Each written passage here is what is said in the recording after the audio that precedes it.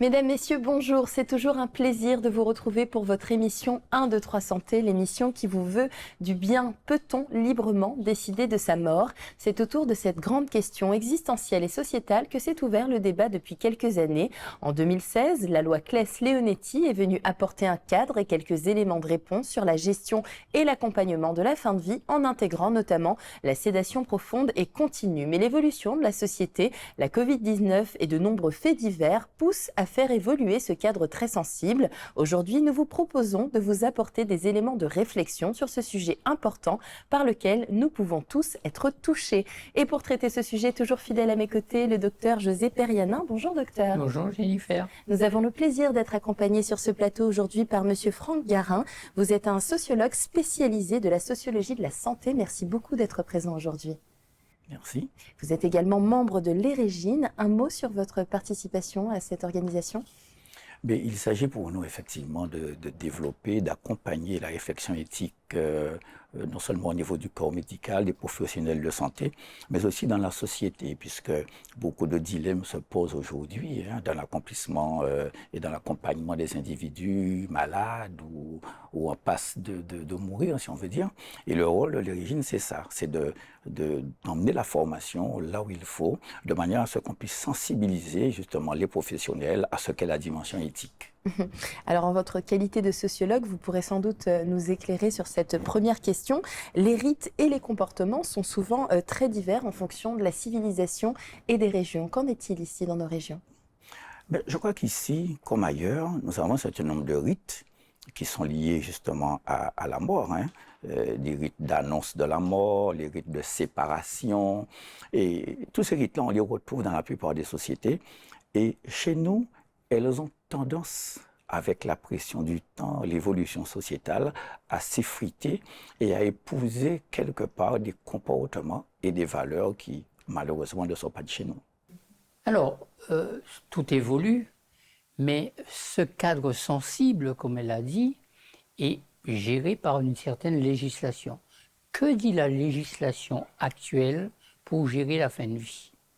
La législation actuelle, elle répond un peu à l'évolution de la société.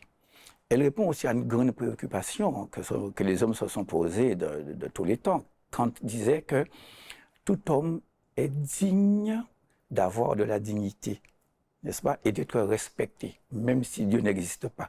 C'est ce qu'il dit. Et dans les années 70, le philosophe Canguilhem avait posé cette question du choix de la mort. La loi aujourd'hui vient encadrer tout ça et dire que tout individu a le droit de mourir dignement quelque part, avec toutes les mesures que cela comprend, les tiers de confiance, les directives anticipées, etc. Il s'agit en réalité de ne pas laisser partir dans l'indignité les individus. Et ça, la grande portée philosophique de la loi, c'est ça, mourir dignement. Y compris l'accès quand la mort se fait attendre, qu'on souffre, d'avoir accès aux soins palliatifs. Bien évidemment, ces soins palliatifs, d'ailleurs, on a souvent tendance à les confondre avec un simple accompagnement du corps médical. Mais c'est un ensemble de choses. On accompagne la personne en souffrance, de manière à atténuer ses souffrances. On accompagne aussi la famille, ceux qui sont autour. Donc les soins palliatifs, c'est quelque chose de pluridisciplinaire, où on peut retrouver même, par exemple, quelqu'un qui va faire les ongles à une personne souffrante, qui va lui faire les cheveux, etc. Il s'agit de rendre la dignité. Et il s'agit non pas de partir en silence, il s'agit de partir apaisé et de partir dignement. C'est ça la portée fondamentale des soins palliatifs. Y compris la dimension culturelle ou religieuse aussi qui est respectée. Bien évidemment, respecter l'être dans son intégralité. C'est le principe de Kant tout à l'heure. Tous les hommes sont dignes d'être en dignité, d'avoir de la dignité et d'être respectés. Alors, ça s'est élargi récemment, on le disait en introduction, avec la loi Claes-Leonetti, sur le sujet de la sédation profonde et prolongée. Vous pouvez nous en dire un petit peu plus sur ce sujet? Alors, sur ce sujet qui est éminemment technique à mon avis, ma démarche consiste à dire qu'aujourd'hui, c'est là que se posent les problèmes éthiques. comment faire, comment accompagner quelqu'un dont on a conscience qu'on va quelque part lui donner la mort, même si cette personne l'aurait choisi. Donc, un problème éthique pour la famille, parce qu'au sein de la famille, il peut y avoir des divisions.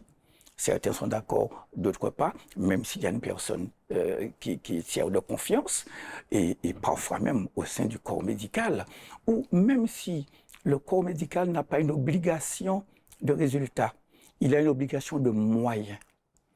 Mais l'individu lui-même et le médecin parfois se donne une obligation de résultat et peut ressentir comme un échec le fait que finalement on a tout fait, cette personne est partie.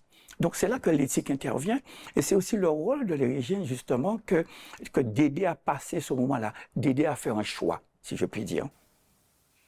Alors, comment cette fin de vie est accompagnée chez nous? Alors, les rites de séparation chez nous, ils sont généralement situés au-delà de la mort. C'est à ce moment-là qu'on accompagne. On accompagne la famille à travers la veillée, à travers ce que dans la religion catholique apostolique romaine, on appelle les 9 jours de prière et les 40 jours. Ce sont des rites de séparation douce, ce sont des rites d'apaisement. Et on a du mal, s'agissant d'une société qui sort de la survie, qui s'est bâtie sur la survie, on a du mal à comprendre que l'on puisse abréger la vie. Donc, ces rites-là chez nous, ça c'est mon avis, et sur les petites enquêtes qu'on a menées, on a du mal à les accepter. On a du mal parce qu'on se dit toujours, puisque si le principe est qu'on demande à la médecine d'avoir une obligation de résultat, eh bien, si ce principe-là, il est là, on ne veut pas admettre soi-même que la médecine, elle a échoué. On ne veut pas admettre que le médecin a échoué. Les gens vous disent, docteur, fais ça au pays, ben moi. Fais ça au pays, ben nous. Gardez-y, ben nous. Et c'est ce lien d'attachement qui se crée dans notre société depuis le départ, dont on a du mal à se défaire. Et c'est là aussi qu'intervient la dimension éthique. Faut-il accepter que la personne continue à se dégrader, à souffrir donc, parce que nous qui sommes vivants, profondément égoïstes, on voudrait la garder? Ou faut-il avoir le courage de dire, on la laisse partir en paix? Ça, c'est l'éthique. Ça, c'est le dilemme. Surtout quand la médecine ne peut plus rien. Et c'est là que les soins palliatifs interviennent, c'est là que l'assistance au départ, si je puis dire, intervient, c'est quand la médecine ne peut plus rien. Sauf que dans notre société, il y a deux manières d'être malade. Il y a ce qu'on appelle les maladies à médecin. Ça veut dire qu'on compte sur le médecin pour vous faire quelque chose. Et si il n'y a pas de solution clinique, on va chercher la solution ailleurs. Et c'est là qu'on espère. Cette solution, elle est dans les sciences occultes, elle est chez le gardien des affaires, elle est dans les bains des marées, elle est le lien que l'on va tisser avec l'individu et jusqu'au dernier moment, on ne voudra pas s'en séparer. Et il faut aller dans les familles pour voir les gens surpris. Pourtant, le médecin a parlé, a dit, bon, on ne peut plus rien faire, il y a ceci, il y a cela, mais qui ont toujours un espoir et on n'accepte jamais cette idée-là. Dans la mesure où notre société, elle s'est articulée autour du corps, la représentation que l'on a du corps, ça a été des cœurs meurtris dans le travail, parfois dans l'esclavage, parfois dans la soumission. Et on a le sentiment que ce corps, il va toujours résister, il y aura toujours un miracle qui va se faire. Et la dimension éthique, elle est là.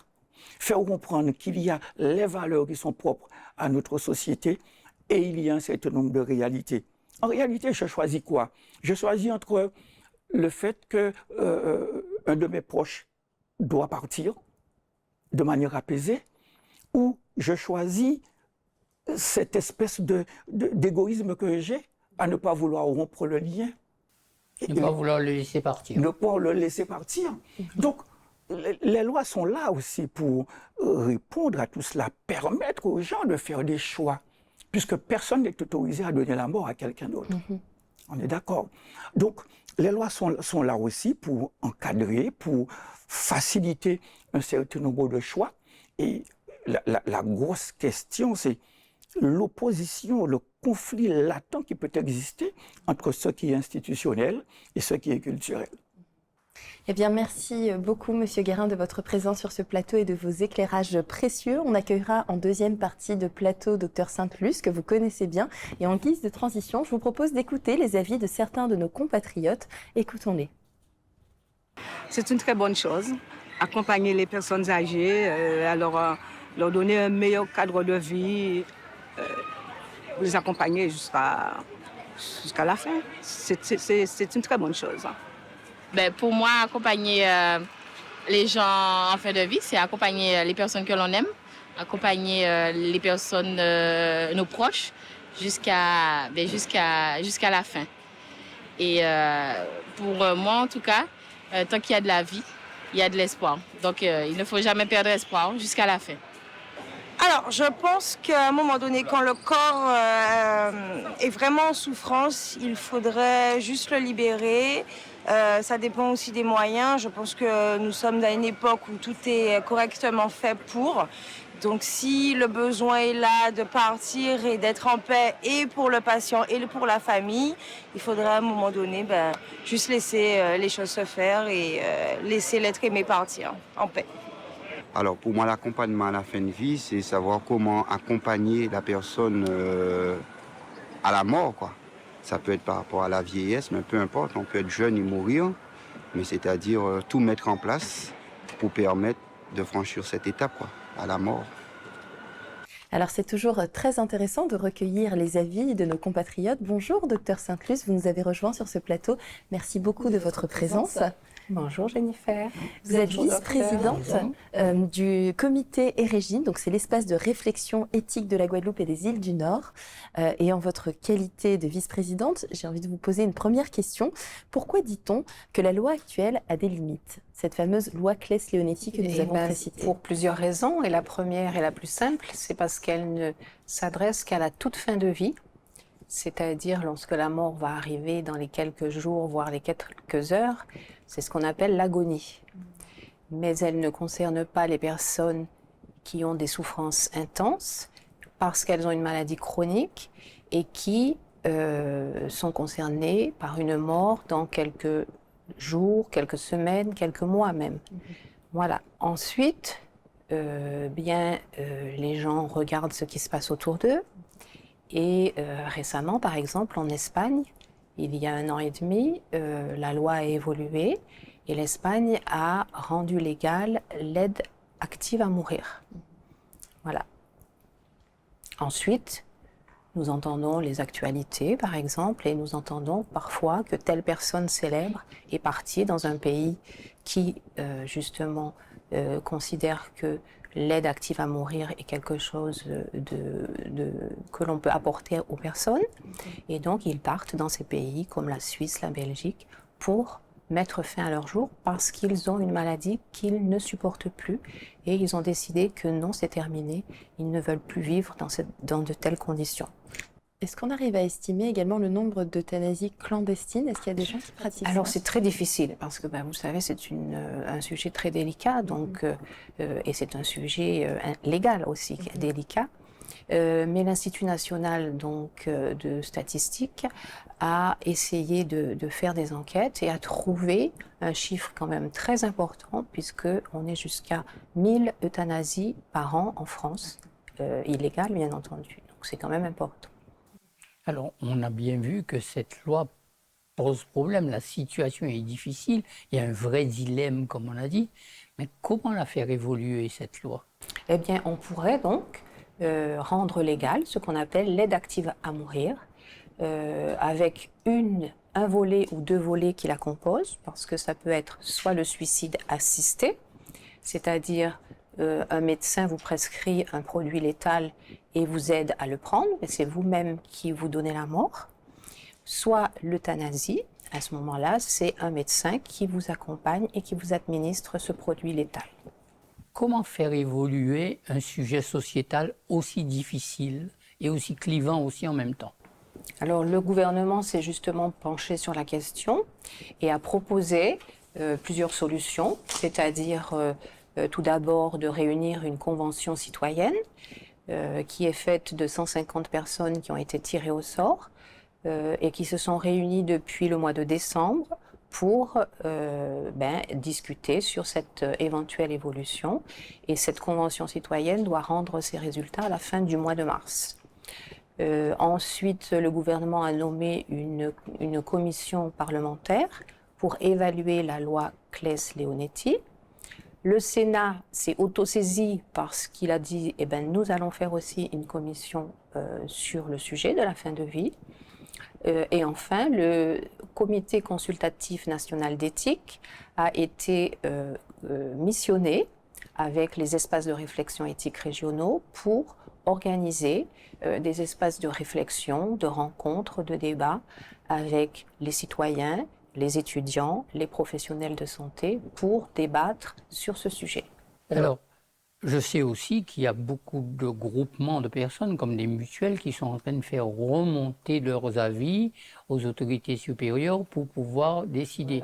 Et je crois avoir entendu aux informations d'aujourd'hui que la Convention citoyenne s'est prononcée pour un avis positif sur l'aide active à mourir.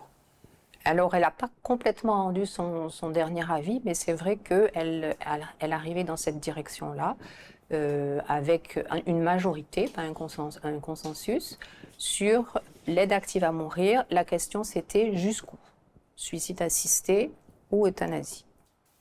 Dans la situation actuelle, devant le dilemme qui est posé, il est question aussi de sonder les forces et les faiblesses de la loi actuelle.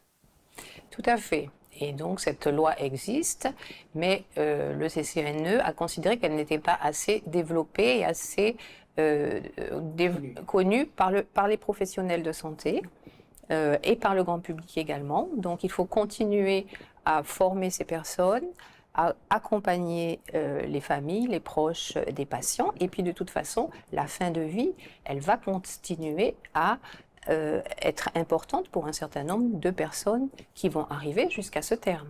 Tout le monde ne va pas, bien sûr, choisir de terminer sa vie au moment où il aura souhaité, ou 6 mois, par exemple, avant sa fin de vie. Bien sûr.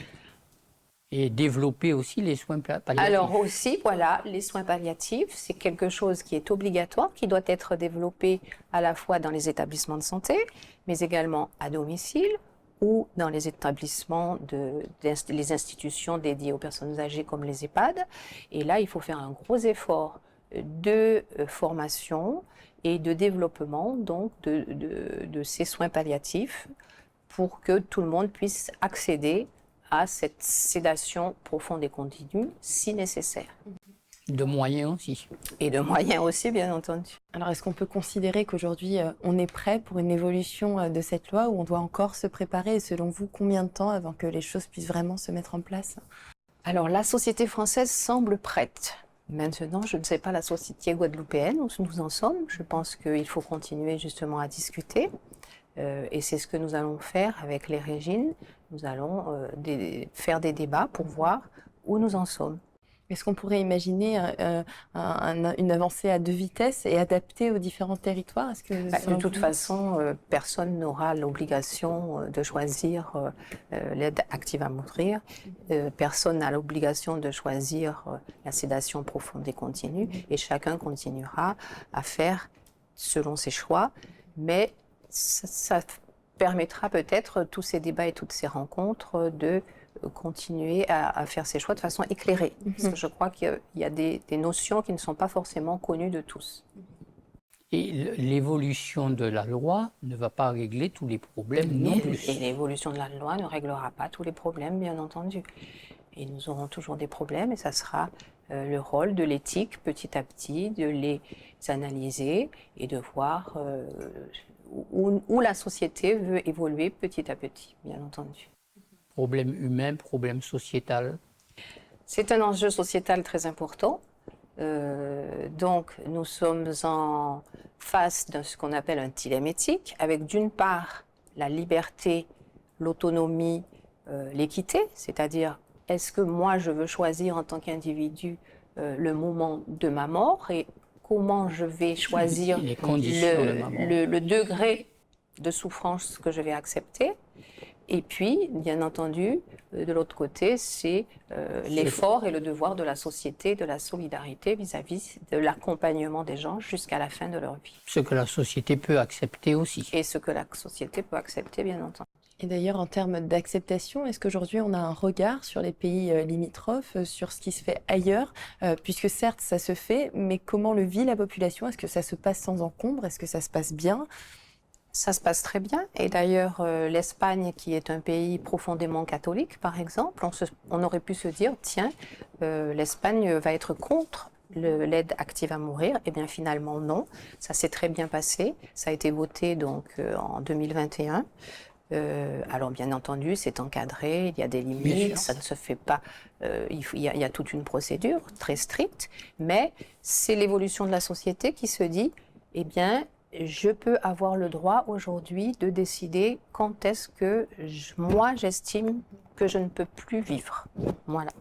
En tout cas, c'est un enjeu de société, on l'aura bien compris aujourd'hui. Merci beaucoup, docteur, pour vos éclairages. Vous informer, c'est notre rôle dans cette émission. Merci, chers téléspectateurs, de nous être fidèles et de nous suivre avec intérêt.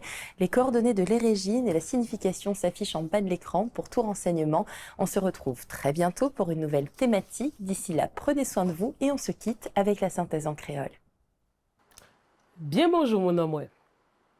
Est-ce que vous pouvez décider vous-même de qui temps et de qui j'en caille mort, là où souffert trop? C'est de ça que José et Jennifer et tout à Kokitayo t'es qu'à parler là, la fin de vie.